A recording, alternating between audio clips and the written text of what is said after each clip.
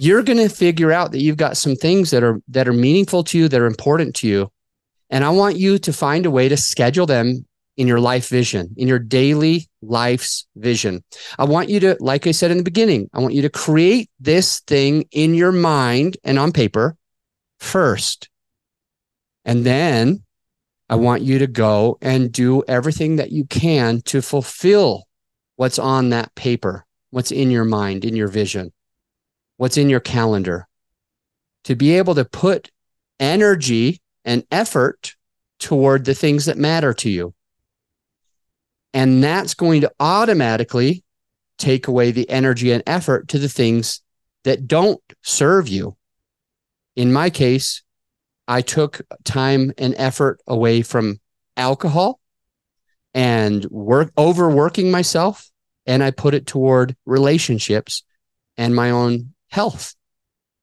And what I found, and I think you'll find this too, as you become healthier, as you read more books, as you have more energy than you do today, as you focus on the relationship with your partner, your friends, and your family, as you focus on those relationships and they grow, where energy goes, things grow. Actually, I don't think I'm saying it right, but where energy goes, something flows. I think I'm saying it wrong, but you, I believe, get the point. As you focus on those things, they will grow. You will strengthen those like exercising a muscle. As you focus on the relationship with your partner, as you focus on the relationship with your family, as you focus on your own body's health, your own mental health, your own physical health, your own cardiovascular health, as you get better sleep and have adequate sleep, you'll find that your income starts going up. In my case, I went from working 60, 70, 80, 90, 100, 120 hours in a week, making a certain amount, to working 30 hours, 20 hours, and even 4 hours a week and making even more.